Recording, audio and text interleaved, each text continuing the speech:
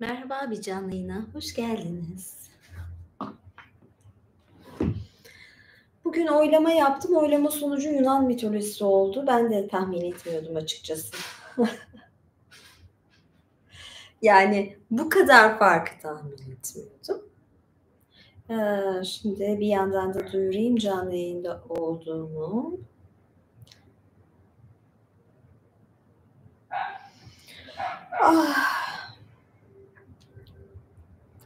İki seçeneğim vardı. Yani iki şeyden birini okuyacaktım. Yunan mitolojisinde. Birazcık hazırlık yapmıştım. Hiç tamamen hazırlıksız değilim. Sonra Athena'yı okuyacaktım ama sonra dedim ki yok, Athena'yı belki de Atina'da okurum ben. O yüzden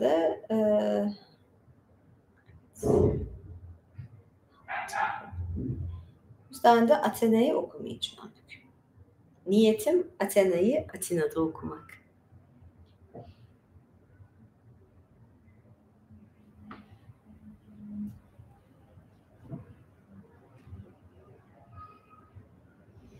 Merhaba, şu anda canlı yayındayım YouTube'da ve size linkini koyuyorum buralarda bir yere. Bugün Yunan mitolojisi okuyacağız. Oy çokluğuyla, büyük bir çoklukla Yunan mitolojisi kazandı ve bugün size Apollon, Artemis, daha doğrusu Apollon'un annesi Leto, bunlardan okuyacağım. Yani yine Zeus'un karılarından gideceğiz, eşlerinden. Evet, canlı şekilde story çektim gördüğünüz gibi. Bunları da karşınızda yapıyorum. Evet. Tamamdır, paylaştım. Ya bunun ekranı birazcık şey mi gösteriyor, çok mu ışık var? Böyle koyarsam daha iyi olacak. Yoksa yani ben bunu böyle bezle falan silesim geldi. Yani şey mi, her şey yolunda mı diye. Kedi masalı ya, bilmiyorum, kedi masalı da bulamadım.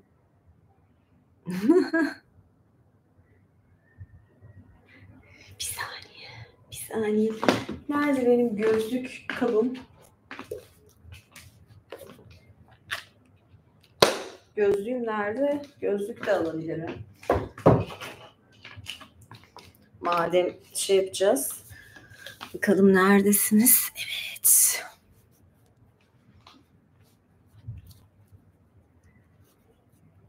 Şu ışıklar bazen gözlerimi alıyor. Durun bakalım.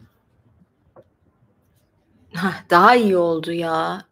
Ay ne pasaklıymışım. Resmen kirli tutmuşum ekranı. Ekran paylaşma hali var. Burada ne var? Bunu geçtim. Ay bunu istemiyorum. Aynı pencerede kontrol. Bu özelliğe erişimim yok. Bu özelliğe erişimim yok. Bu yönet. Bu neyi yönetiyor? Ya rötuş mütüş falan olaydı ya. Yani gerçi şey yaptırayım. Botoks çoktandır yapmıyorum. 6-7 aydır, 8 ay. Ne 6 ayı ya? Geçen sene falan yaptırdım. Neredeyse bir sene olacak. Botoks yaptırmadım da yaptırırım. Bu kolyem Ankh. Ankh aslında tam bir haç değildir. Haçtan daha eskidir. Yani böyle Mısır'dan geliyor bu Ankh'ın şeyi. Sonsuz hayat sembolüdür. Ben bunu kışın hep altınını takıyorum, yazın gümüş takıyorum. Yani yazın denize menize giriyorum ya, düşme riskini altının düşme riski var. Bunu göze alamam. Bir de daha serin tutuyor gümüş. O yüzden. Bunlar da şeydi. Teşekkür ederim. Canlı yayında böyle sildim. Bendeki temizlik videosu anca bu kadar olur herhalde. Evet, başlayalım mı okumaya?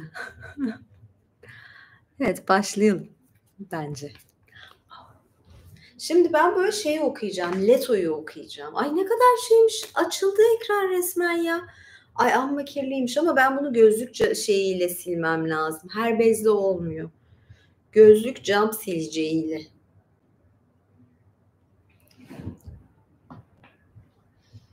Şimdi Yani bu yeni ayakkabılar birazcık bir tık şey ama çok güzel uydu yani. Kıdemli savaşçılara böyle şey yaptım. Ayakkabıları giyerken ve böyle shea butter'la ayaklarımı yağlıyordum. Daha doğrusu shea yağı diyelim. Hindistan cevizi yağı falan aklıma geldi. Yenebilen yağlarla ayaklarımı yağlamak ve sonrası. Evet, neyse bunu çıkaracağım şimdi. Şey yaptı. Zeus'un eşlerinden biri olan Leto her iki çocuğunu özellikle Apollon'a babalarından daha sıkı bağlıydı. Onun için haklı olarak şöyle deniyordu. Leto, Uranüs'ün torunlarının oğulları arasında özlemle en çok beklenen çocuğu, yani Zeus ile Athena'nın yanı sıra üçüncü tanrı olan oğlu doğurmuştur. Apollon aralarında göründüğü ve yayını gerdiği zaman böyle betimlenmiştir. Tanrılar yerlerinden fırladılar. Sadece Leto Zeus'un yanında sakin kaldı ve oğlunun omzundan yayı ve sadağı aldı. Üzerinde koyu renkli bir giysi vardı. Başlangıçtan itibaren ve daima lütufkardı. Bal gibi tatlıydı ve Olimpos'taki en cana yakın tanrıydı. Annelerinden dolayı Letoitler diye tanımlanan İki çocuğu annelerini çok memnun ediyordu. Kızı Artemis'i dağların üstünde yürürken ve nimfeler eşliğinde domuzlar ve geyiklerle eğlenirken gördüğü zaman seviniyordu. Ömür boyu bakire Artemis hem erkek kardeşin hem de annenin yanında bir kız kardeş figürüydü. Leto ile ilgili bütün öyküler oğlunun doğuşu için birer ön evredir. İkiz kız kardeşi genellikle çoktan oradadır. Şimdi Leto'nun yolculukları, Leto'ya gireceğim de Leto'dan bahsedeceğim. Bir yudum su içeyim. Şimdi birkaç tane elimde bir sürü kaynak var aslında. Mitolojisinden, Yunan mitolojisinden. Leto'nun mitoloji sözlüğünden bir bakmak istiyorum. Bir de Leda vardı değil mi? Ay bu köpek yine havlıyor. Geçenlerde bir yayınlamıştım. Bir küçük videom vardı. Ya çok da izlendi. Arkada hep bu aynı köpeğin sesi var. Benden çok sesi çıkıyor. Nerede benim mikrofonum? Onu alayım da takayım. Bir dakika. Evet, mikrofonum da burada. Ben onu alayım yoksa bu köpek susmayacak. Benden çok onun sesi geliyor.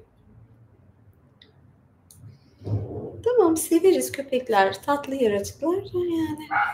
Hasta bağırınca. Bu da şıkır şıkır şimdi şey yapacak büyük ihtimalle. Bu gömleği çıkarırsam da unutur muyum ben bunu? Bu kolye böyle.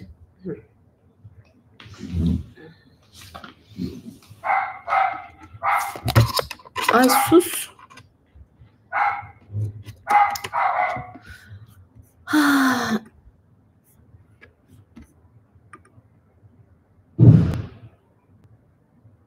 O köpek sensin ha demek.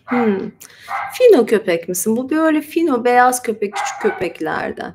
Kimi köpek olmak isteyen daha büyük köpek olmak istiyor. Kimi böyle küçük fino köpeklerden falan. Şu sıralar babet çorapla yayın yapmam. Çıplak ayak yaz sıcağında.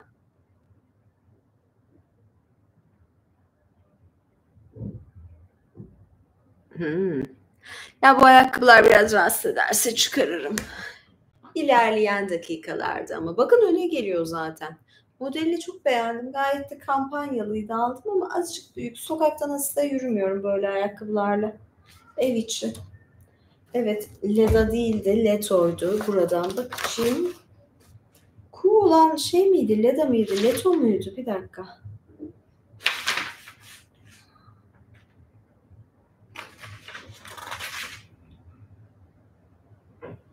Çok ilginç. Mitoloji sözlüğünde evet. Yok yani Leto'yu yazmamışlar. Bu nasıl iş?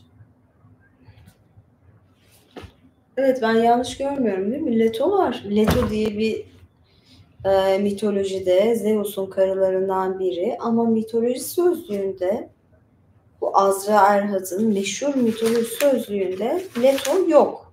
Şurada bir sayfaya atladım mı? Evet, atlamışım. Ama yine yok. Var. Çok kısa. Ne demiş? Titanlardan sesim iyi geliyor değil mi? Evet, geliyor. Ses deneme. Titanlardan Kolos'la Phoebe'nin kızı Leto baş tanrı Zeus'la birleşerek Apollon'la Artemis'in anası olur. Bir Anadolu tanrıçası olduğu adından, efsanesinden ve tapınağından, yerleşme yerlerinden belli olan Leto konusunda Apollon, Artemis ve Kibele maddelerine bakınız diyor. Tamam, Anadolu'ya geldik. Evet, ben Türkiye'deyken Leto'yu okumam daha doğru oluyormuş. Ama mesela Yunanistan'a gidip Atina'ya gidince Athena'yı okumak istiyorum. Athena'yı bugünlere saklıyorum. Ama şimdi Leto'dan devam edelim. Yani bunu uzun uzun da konuşabiliriz. Kibele kültü, çünkü bunu okumak istiyordum zaten. Şuraya da bakacağım. Burada da Leto'yu görebilirim. Gerçi bu biraz daha farklı anlatıyor. Şuradaki anlatımı daha çok sevdim.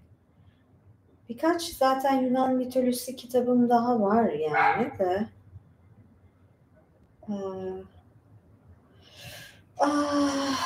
Hephaistos. Şuradan bakayım açıklamalarda içindekiler kısmında nerede olduğunu görebilirim. Bir de size Sirenleri okumak istiyorum. Öyle bir dizi de var ya bir ara. Selene de Anadolu'dur. Apollon Artemis'ten bahsediyor zaten. Leto'yu ayrıca almamış burası da. O zaman bizim bunu ayrıca görmem çok güzel. Bu kitaptaki kısmı çok beğendim. Tamam. O zaman ne yapıyoruz? Okumaya devam ediyorum. Başka bir bölüme geçiyorum. Yorumlara da bir bakayım. Evet.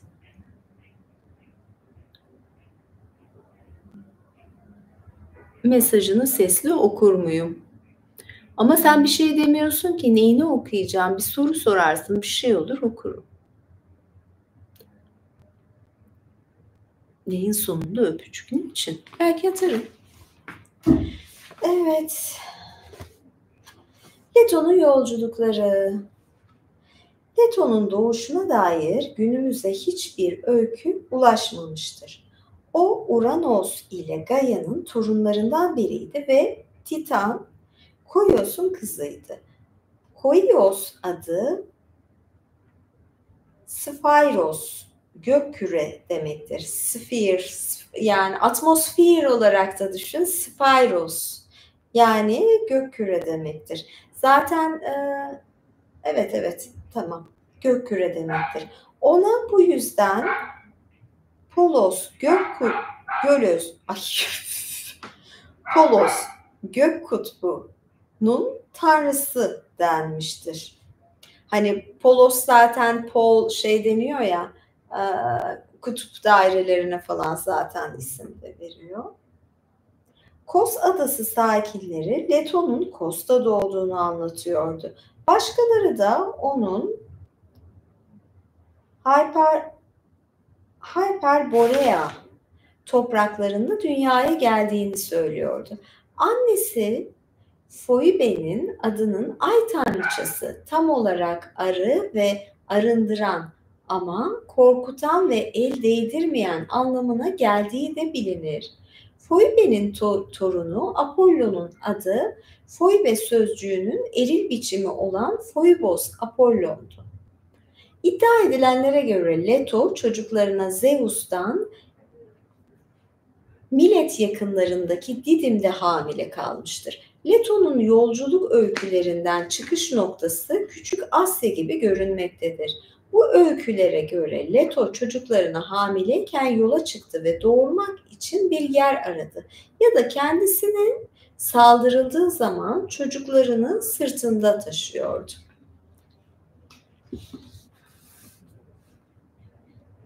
Leto'nun sadece güneşin hiç aydınlatmadığı bir yerde Leto için sadece güneşin hiç aydınlatmadığı bir yerde doğurabilir deniyordu. Demek ki bunu kıskanç Hera istiyordu. Nedeni de böyle gösteriliyordu. Biraz ayaklarımı uzatayım, daha rahat okuma yaparım ya. Şöyle.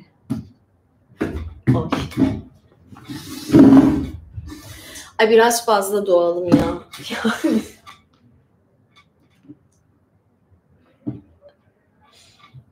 Bir yudum su.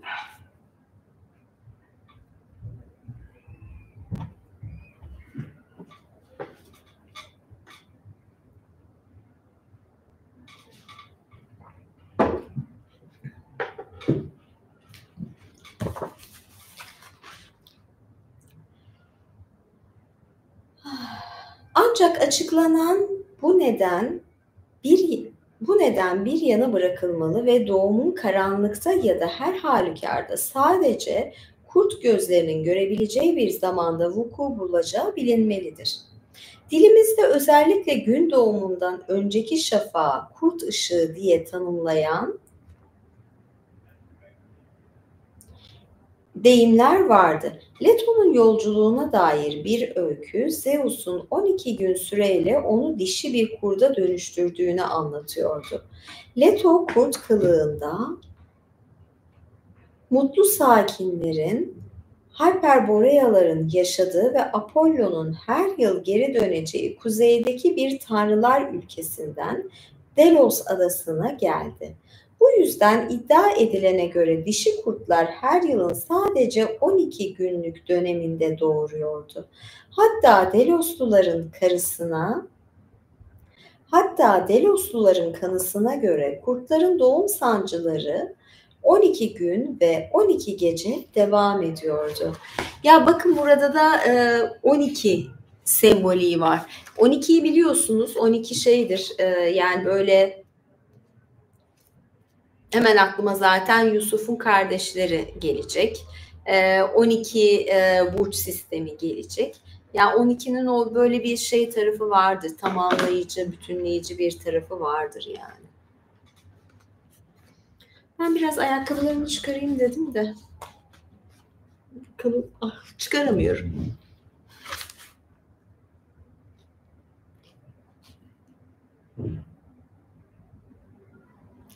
Evet, 12 diyordum. 12'yi çok fazla masallarda da görüyoruz. Mitolojilerde de görüyoruz. Zaten dediğim gibi. Ama 9'da mesela 9 dese 9'da da şaşırmazdım. Sonuçta biz de 9 ayda doğuruyoruz falan ya, 9 gün deseydi de yani. Evet, devam ediyorum. Evet. Başka bir öyküde Leto'nun bir kurt ülkesine, yani Küçük Asya'daki Likya'ya geldiği anlatılır.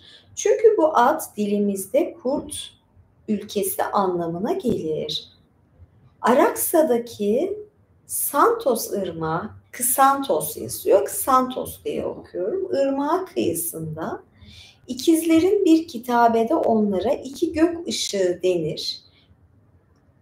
İkizlerin bir kitabede onlara iki gök ışığı deniyor. Doğduğu yer gösteriliyordu. İkizler zaten Apollon ve Artemis. Üçüncü bir öyküye göre Leto çocukları doğduktan sonra Ksantos ya da Santos ırmağında yıkanmak için ikizlerle birlikte Likya'ya geldi. Yolculuğunda çobanlar tarafından Melite pınarından kovulmuş ve bunun üzerine onları kurbağaya dönüştürmüştü. Kurtlar Santos ırmağına kadar ona yol göstermeye devam etti. Leto ırmağı Apollon'a adadı ve Termillerin ülkesine Likya adını verdi. Bu öyküler açıkça Küçük Asya'ya özgüydü. Leto, Apollon ve Artemis orada bizimkinden daha önce saygı görmüş gibidir. Küçük Asya dediği Anadolu zaten. Çünkü bakıyorum bu kitabın yazarı yabancı. O yüzden de zaten bunları isimleri derken yani Anadolu demekten kaçınıyorlar. Küçük Asya diyorlar ülkemiz topraklarına. Likya bölgesi zaten Lidya değil Likya. Likya bölgesini biliyorsunuz zaten. Ege bölgesinin güneyleri falan yani. Ay ne güzel. Ne kadar kadim topraklarda yaşıyoruz aslında ama ne kadar da kıymetini bilmiyoruz. Yani Apollon ve Artemis, yani aslına bakarsanız mitolojideki en ana karakterler, en başrol oyuncular. Zeus var, baba figürü tepede. Athena var, bilge. Ya onun hemen Athena zaten ikinci isim gibidir. Yani o kadar yücedir. Artemis bakire, avcı tanrıça ve Apollon yani en büyük savaşçılardan bir tanesi. Yani Apollon'un da tanrılığı çok kutsaldır. Ve bunların aslında Anadolu tanrıları. Yani Athena dışındakiler. Athena'nın şeyi biraz daha farklı da. Evet, devam edeyim. Delos üzerine özel bir öykü daha bizde anlatılan doğuş öyküsüne ait olmaktadır. Şimdi bu öyküyü anlatalım. Leto ve Asteria diye bir öykü. Apollon'un doğuşuna da gelir. Şimdi ben buna geleyim. Bir bakayım yorumlara. Ya Artemis gibisin derseniz çok inanmam. Çünkü Artemis bakire bir tanrıçaydı. Çok fazla bekaretle doğum yapan kadınlara yardımıyla tanınan bir tanrıçaydı ve avcı tanrıçaydı. Çok benim halim o değil, yani çok doğanın içinde avcı, erkek eli değmeyen bir tanrıçaydı. Şimdi ben öyle değilim. Hani siz bana deseniz ki Afrodit gibisin falan, biraz daha gerçekçi olur. Ya o kadar da güzel değilim ama. Afrodit de çok mu güzeldi bilmem. Yani bir çekiciliğim var ama ben şu kadar mükemmelim, çok güzelim falan da demiyorum. Evet, devam edeceğiz. Bir bakayım şöyle.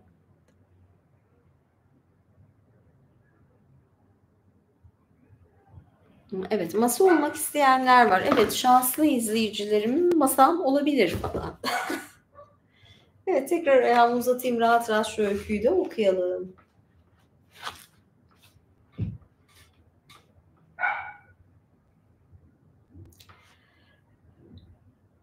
Leto'nun yanı sıra Asteria, yıldız tanrıçası adında bir kız kardeş.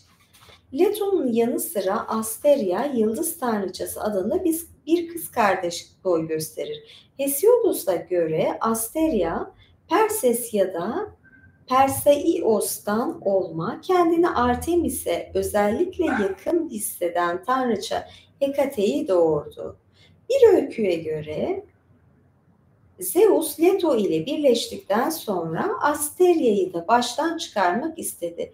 Yıldız tanrıçası ondan kaçarak Nemesis ya da Metis gibi bir bıldırcın kılığına girdi.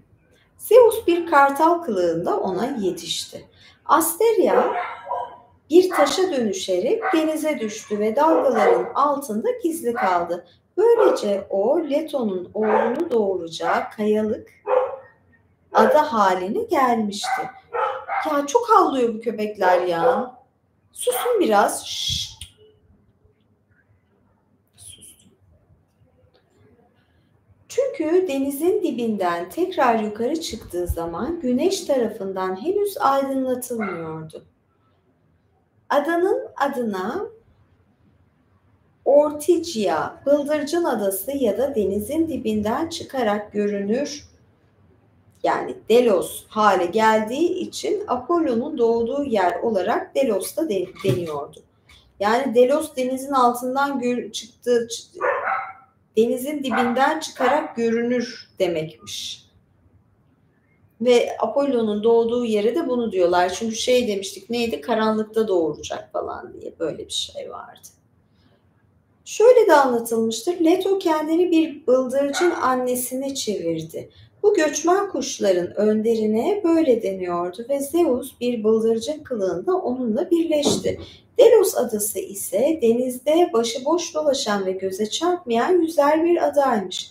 Leto onu doğum için seçtiği ve tanrılar dört sütunla denizin zeminine sabitlediği zaman ilk defa karanlık yeryüzünün uzaktan görünen bir yıldızı Delos haline gelmiş.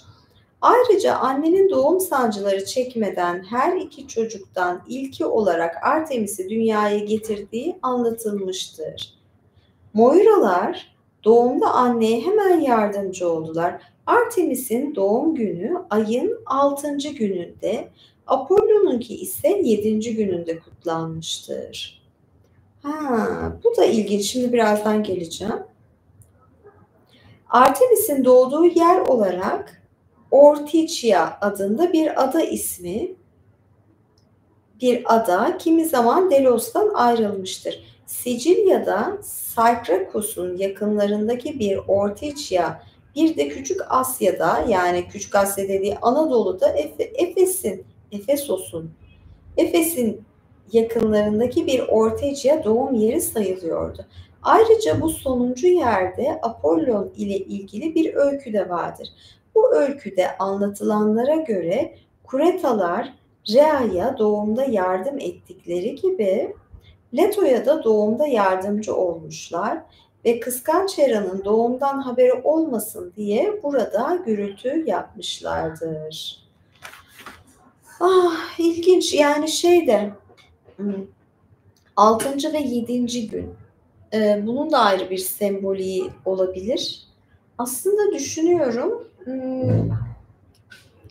yani nereden başlayacağımıza göre biri pazartesi mi sayarız, kimisi de pazar gününü bir sayar ama eğer birinci günü pazartesi sayarsak haftanın 6. günü cumartesiye denk geliyor. Sus köpek ya, sus. Neyse. Evet.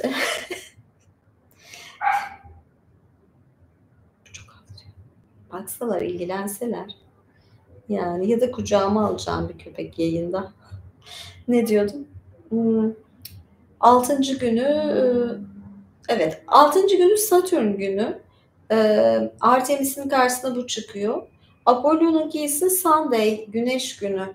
Yani böyle şey yapabilir miyiz? 6 şeyle ilgilidir, sezgilerle ilgilidir. 6. çakrayı düşünüyorum. 7 ise tepe çakradır. Hani aslında 7 bir üst modeli gibi de oluyor altının, ama altının daha mükemmelliyetçi bir sembolü de var.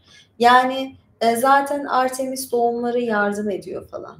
Kendi çok kolay doğmuş ve sonra böyle bir özelliği var. Kibelet kültü de öyledir ya zaten, Kibelet'in çok memesi olan bereket ve doğurganlık tanrıçası. Ya ben bunları devam ederim ama bence burada bırakabiliriz. Tadında bırakalım. Ben de üzerine biraz konuşuyorum. Bu arada Leto'nun kurt olması da ne kadar ilginç değil mi? Anadolu tanrıçası, yani Anadolu ile ilgili ve kurt. Yani hani Türkler de hep kendilerini kurtla özdeşleşmiştir ya. Böyle olması da ayrı ilginç. Ben ne yapayım, şöyle biraz yaklaşayım ya da bilgisayarı yanaştırayım. Evet.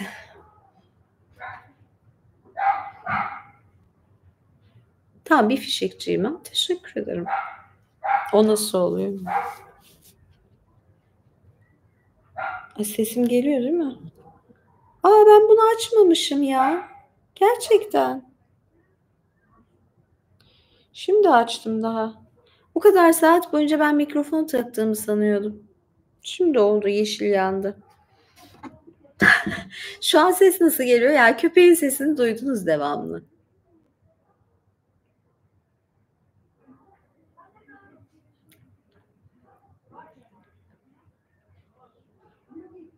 Fark yok değil mi? Ya ben çoğu zaman bunu unutuyorum. Bazen bu çalışmıyor. Bu çalışmayınca hiç ses gelmiyor. O yüzden de yani çok dışarıda bir gürültü falan yoksa mikrofon takmıyorum. Hani belki bu köpeğin sesi fazla gelmez size diye takacaktım ama duydunuz köpeğin sesini.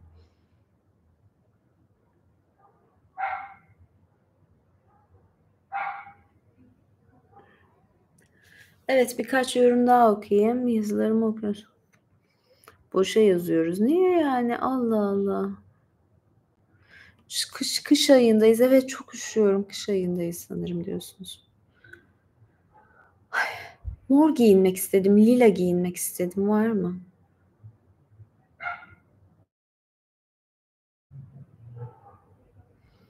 Vodka şalgam suyu mu? Hımm. Ben de şalgam suyu içiyorum, biliyor musunuz? Yazın tansiyonum çok düşüyor. Ben de şalgam suyu içiyorum gündüzleri. Çok iyi geliyor. Yani, bayağı, böyle, şeyimi çıkarıyor benim, böyle, tansiyonumu ya, normale döndürüyor. İyi oluyor. Ama mesela, şalgam suyunu şeyle içmeyi hiç bilmiyorum, yani, nasıl olur? Onu öyle karıştırıyorlar ya rakıyla, vodkayla da bilmiyordum mesela. Vodkayla hep tatlı şeyler falan yaparlar. Yani ama şey yok söyleyeyim, yani, ülkemizde bir kokteyl kültürü yok. Hiç yok. Rakıyla yani vodkayla bilmiyorum. Vodkayla yani şey olur, başka kokteyller falan oluyor. Kırmızı. Ya, yazın kırmızı o kadar da giymiyorum. Aslında kırmızı elbiselerim falan var da bir gün şey Prometheus'u okuyacağım da Yunan mitolojisi. Belki de yazın bayağı Yunan'dan gideceğiz. Öyle de yapabiliriz. Kış dönemine Hint gidip şimdi Yunan gidelim. Ayağıma olan hayranlık. Şimdi ayakkabımı giyeyim.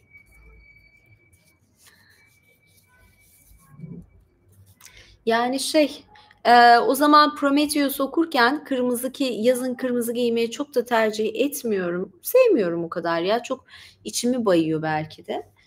O zaman şey okurum, yani turuncu ya da kırmızı falan, ateş kırmızısı giydiğim zaman, öyle bir şeyle Prometheus okurken kırmızı giyerim. Ah, teşekkür ederim. Ay, neyse, uykum gelecek. Yayında yani yapma bunu değil mi lütfen? Hiç.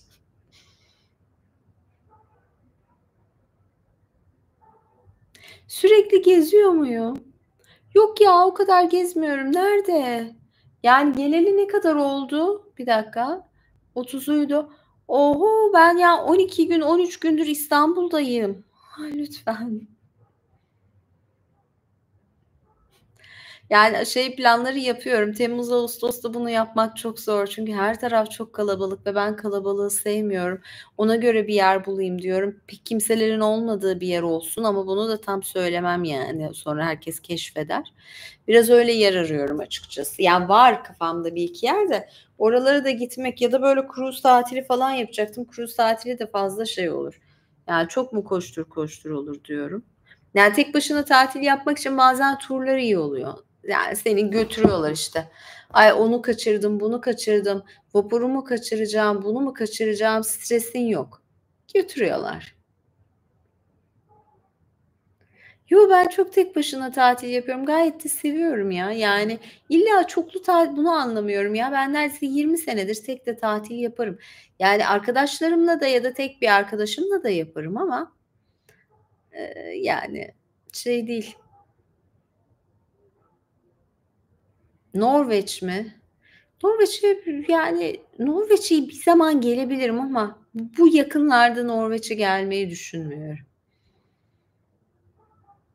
koruma olarak. Ne yapacağım? Bir de sizi mi şey yapacağım yani valizi taşıtacağım diye birini daha mı böyle beraber tatil yapacağım? O kadar değil, onu hallederiz artık ya. Aura yükseltmek için neler yapıyorum? Ya bilmem bazen de kalıyordur hâlin neredeyse yerinde yani. Özellikle bir şey yapmıyorum. 10 kişi mi? Ya şunu söyleyeyim, ben tatile çıktığım zaman mesela Simi'deydim ya, ay bakıyorum her tarafta Türkler var, sonra bir yer buldum, çok da söylemeyeyim adını. Ya bence oraları saklamam, biplesem daha iyi olur keşfedilmesin diye. Hiçbir Türk yoktu, hiçbir tanıdık yoktu. Böyle İskoçlar falan vardı biraz. Yani o gün bir düğün kalabalığı var diye kalabalık vardı ama ya nasıl güzeldi, nasıl kafam rahat yani ve ben o yerde, o koyda, adanın o koyunda kaç saat geçirdim? 7 saat geçirdim. A! Nasıl bitti bilmiyorum. 5-6 defa denize girdim zaten. O kadar yüzüyorum ki geçti gitti. Buradan çekiliş yapıp abonelerle tatile gitmem ama yeni yayın döneminde herhalde ağustos sonu falan gibi çekiliş yapabilirim ya da böyle süper chat hedefi falan koyup başka şeyler yapmayı düşünüyorum ama tam planlamadım. Yani bu dönemde yenilikler düşünüyorum. Öyle olacak. Ben yayın öncesi Kıdemli Savaşçılara bir canlı yayın açtım. Orada ayakkabıları falan giyip ayaklarımı şey yapıyordum. Biraz böyle bakım yapıyordum. Öncesinde bir hazırlığımı çektim. Şimdi de imparatorlara bir yayın açacağım ama çok da yormuş olmayayım kendimi. Yani dediğim gibi ayaklarımı seven kişiler üye olabilirler. O zaman daha fazla paylaşım görürler. Yani kıdemli savaşçıdan başlamalarını tavsiye ederim ama üyelerim ayrıca shortslara da baksın. Arada shortslar falan da paylaşıyorum. İşte böyle Patreon'lara da bir açıklama yapacağım. Ya şey gibi geliyor bazen yanlış anlaşılmalar falan oluyor. İşte böyle. Ay neyse bana sıcak bastı. Ben bunu çıkarayım ve şeye geçeyim. Görüşürüz. Hadi hoşça kalın. İyi geceler. Görüşmek üzere. İyi hafta sonları. Bay bay.